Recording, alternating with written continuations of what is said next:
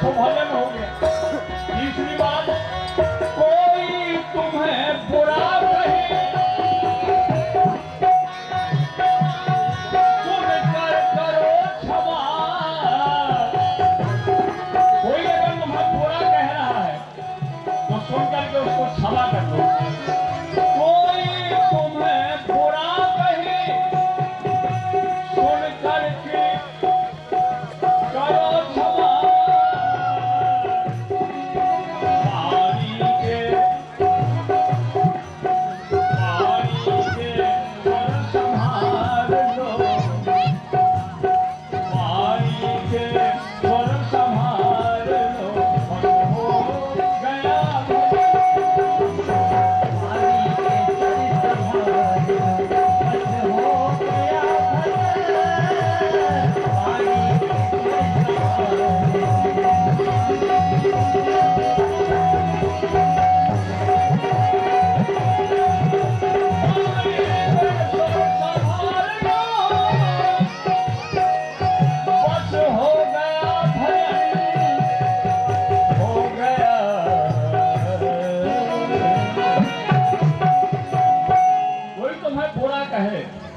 लेकिन तुम कुछ ना कहो। ये भी भजन है। लगा के कर दो बस ओपन से आ गई ना पूरी।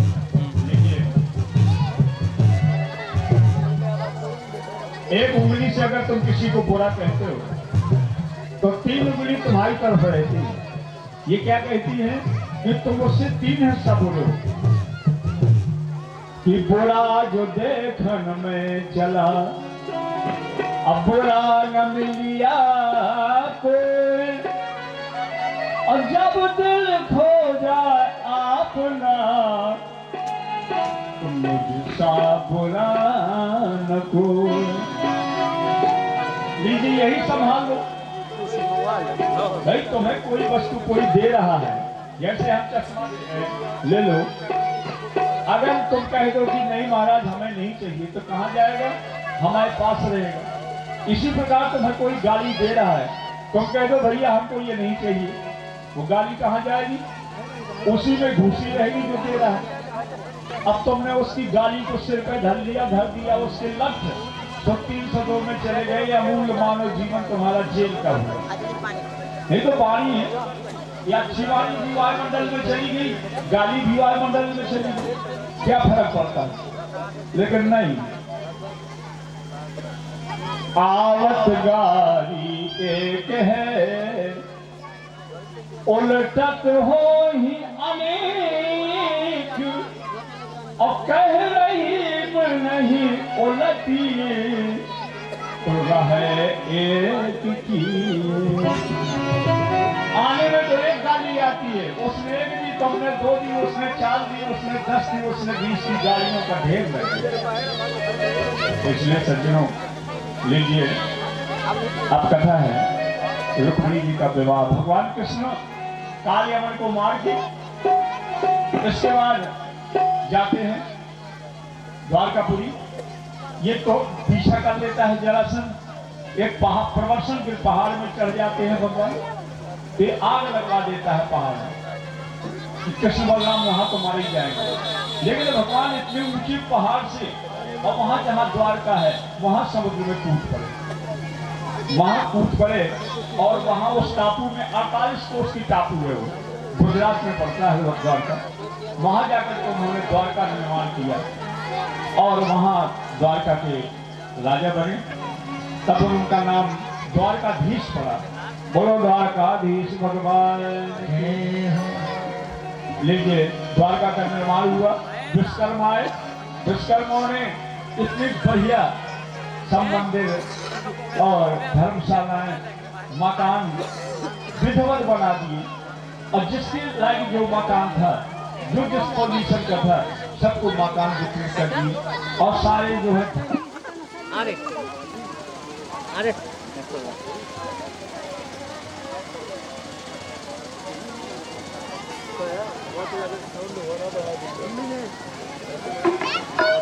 आप बताते हैं। इसके बाद में भगवान के विवाह, भगवान भीष्म सुताम रुक्मणी मरुचिरानिनाम राक्षसेन विधानेन उपेयमोइति श्रुतम्। बलराम जी का विवाह तो पहले बता चुके हैं। अनर्ताधिपति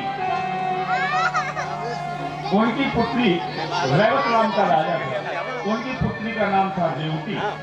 तो बलराम जी का विवाह रैवत राजा की पुत्री देवती से बलराम जी का विवाह हो चुका है। ये पहले कथाओं में कहा जा चुका है।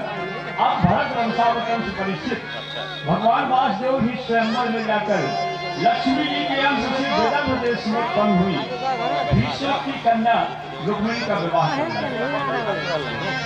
तो ये सुनकर के राजा परीक्षित बोले भगवान सो तुम इच्छामि कृष्णस्यामृत तेजसः यथा मागध साल्वादी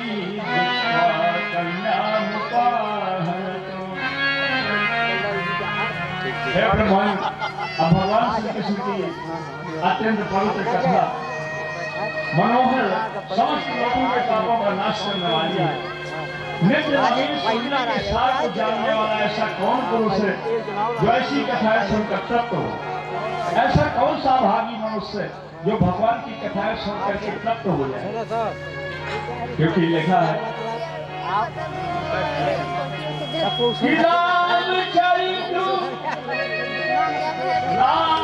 चरितु जे सुनत अभाही बस विशेष जाना तेन नाम।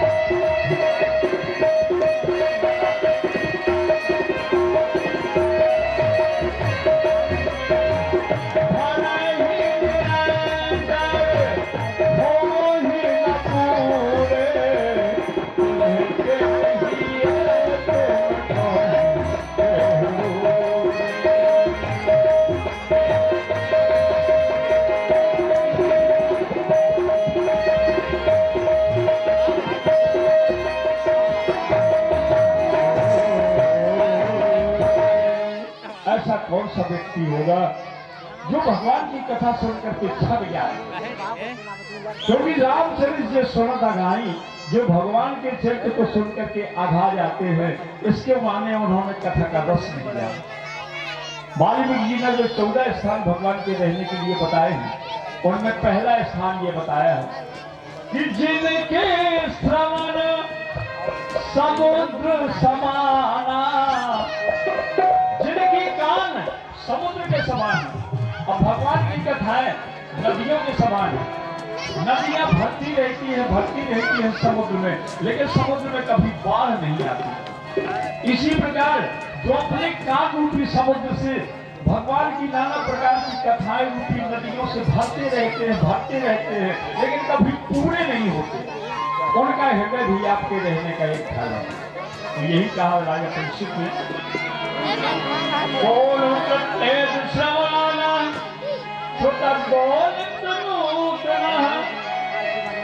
ऐसा कौन सा अभागी व्यक्ति होगा जो भगवान की कथा सुनकर के छक जाए? तो देवजी कहते हैं राजा श्री भीष्म को नाम विदर्भाद पति महल अतस्थ पंचा भवन पुत्रा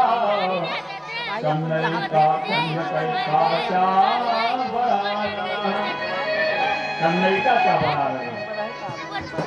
उन्होंने बताया सुखदेव जी ने कि देखिए राजा कृष्ण विदर्भ देश का पालन करने वाले महाराज यशस्वी भीष्म नाम के राजा थे।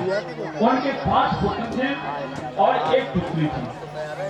उन पुत्रों में सबसे बड़े का नाम था रुक्मी, दूसरे पुत्र का नाम था रुक्मरथ, तीसरे पुत्र का नाम था रुक्मबाहु, चौथे पुत्र का नाम था रुक्मकेश, 5वें पुत्र का नाम था रुक्मकेश।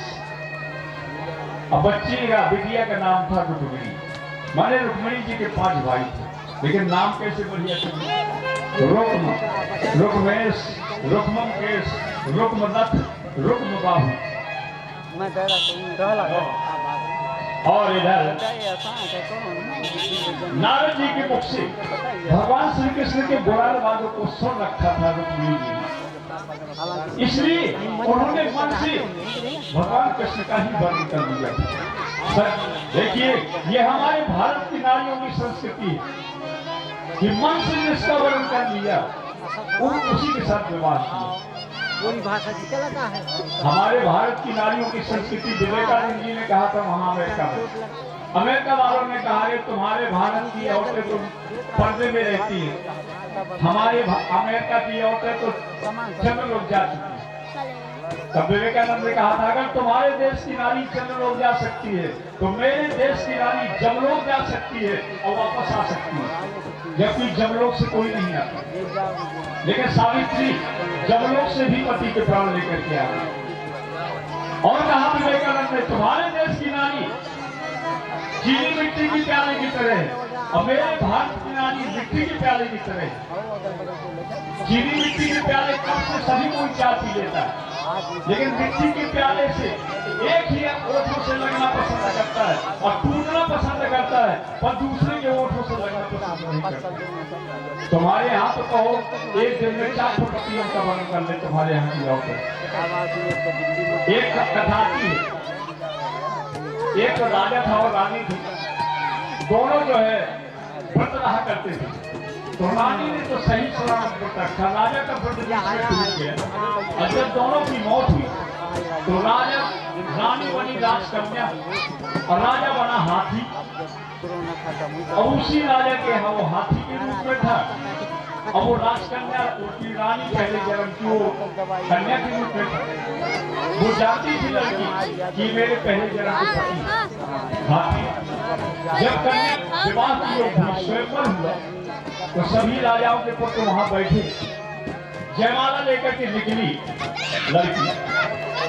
हुआ क्या कि जब स्वयंवर होना था, हाथी ने सुना कि स्वयंवर हो रहा है, अब ये मेरी पत्नी कहीं और चली जाएगी, तो उसकी तबीयत खराब हो गई हाथी की।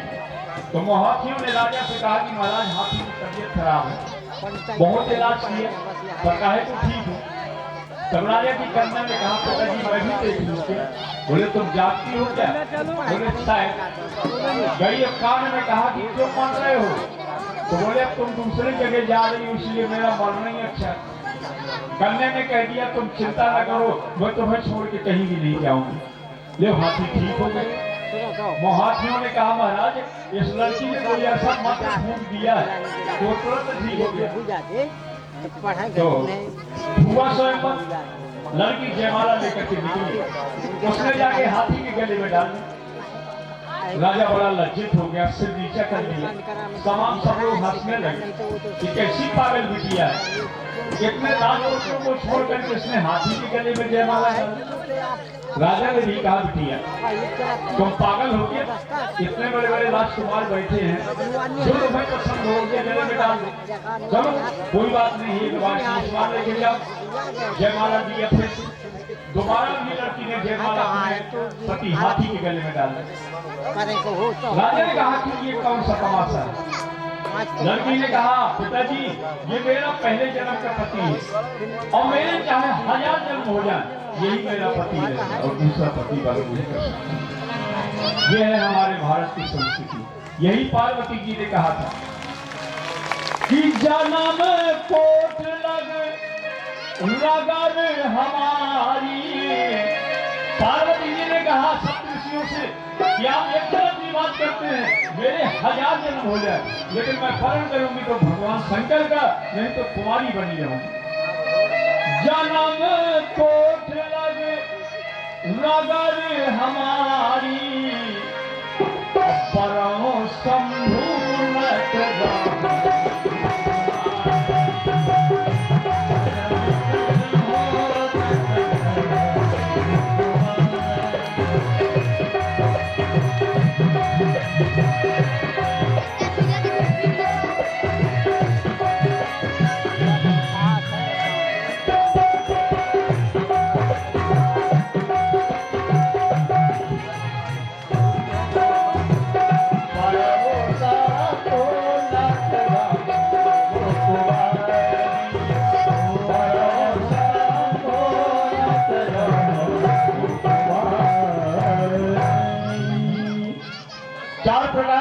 पता बताई है सुइया जी ने। पहले नंबर की पति पता वो है जिसको अपने पति को छोड़ करके दूसरा पुरुष ही नहीं है संसार में, जो ऐसा मानती है वो पहले नंबर की है। और दूसरे नंबर की वो है जो अपने बराबर वाले को भाई मानती है, अपने से बड़े को पिता चाचा मानती है, अपने से छोटे को बच्चा मानती है, और अपने पति को ही पति मानती है, वो दूसरे नंबर की है। और तीसरे नंबर की कौन है कि धर्म विचार समुझ कुल असोन कृष्ण सुत यश कहाई, जो अपने धर्म को विचार करके कि हमें गलत नहीं करना चाहिए, हमारे परिवार में ऐसा नहीं हुआ है, ऐसा समझ करके जो पतिव्रता बनी रहती है वो भी पतिव्रता है, लेकिन वो तीसरे नंबर की है। चौथे नंबर की कौन है कि बिने अवसर भय के रह जोई, और जानहु अधम नार जग सोई, जिसे गलत काम करने का टाइम नहीं मिलता कि कोई देख न ले, ऐसा डर लग रहा है तो बची रहती है, वो भी पतिव्रता है, लेकिन वो अधम श्रेणी की है। ऐसा सुइया जी ने सीता जी से 4 प्रकार की पतिव्रताओं को वर्णन किया है कि जब पतिव्रता 4 विध आहही। इसलिए सज्जनों, नारी चाहे तो देश का उत्थान कर सकती है और चाहे तो पतन कर सकती है। लड़की चाहे तो दोनों कोणों का सर नीचा कर सकती है और चाहे तो दोनों कोणों की नाक काट सकती है। ये पुरुष के बस की बात नहीं। लड़की अगर चाहे तो अपने पिता का नाम ऊंचा कर दे कि फलाने की बच्ची है, अपने ससुर का भी नाम ऊंचा कर दे कि फलाने की बहू है, और कोई गलत काम कर दे अरे फलाने की बिटिया है, फलाने की बहू है। सीता जी को यही कहा था जनक जी ने। जब चित्रकूट में सीता जी अपने मायके के डेरे पे गई मिलने के लिए, जनक जी सुनैना जी ने अब थोड़ी देर बैठी, इसके बाद वो पकड़ने लगी, क्योंकि पुत्री अपने मायके में नहीं कह सकती है कि मैं ससुराल जाना चाहती है, मर्यादा होती है। लेकिन वो ऐसा इशारा किया उन्होंने, तो माता समझ गई, तो उन्होंने कहा जनक जी से कि पुत्री अब ससुराल के डेरे जाना चाहती है।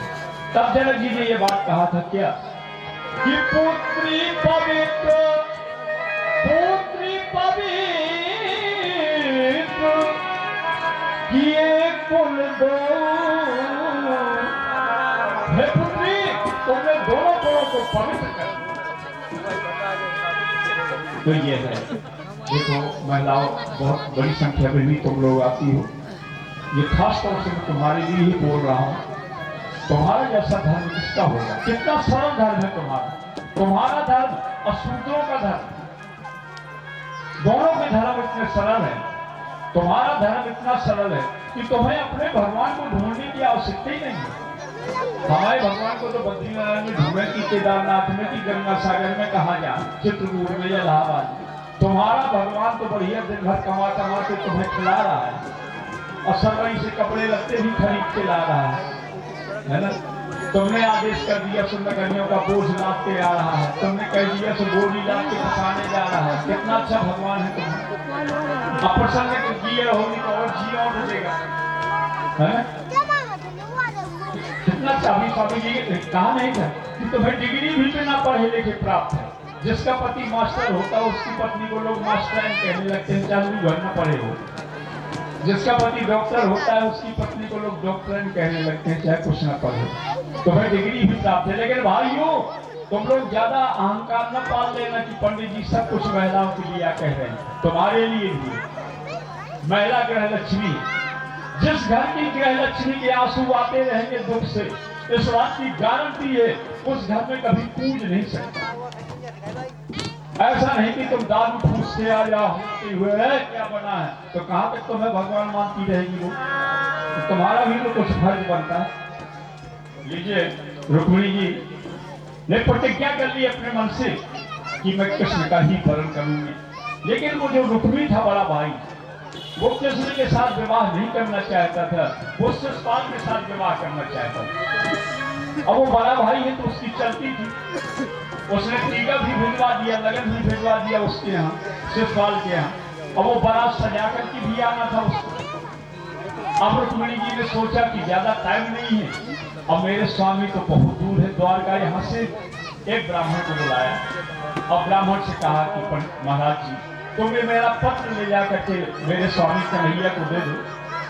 लीजिए ब्राह्मण देवता, पहले तो ब्राह्मण ही लड़का ढूंढ दिया करते थे पुराने समय में। लीजिए ब्राह्मण देवता रुक्मिणी जी का पत्र लेकर के गया। द्वारका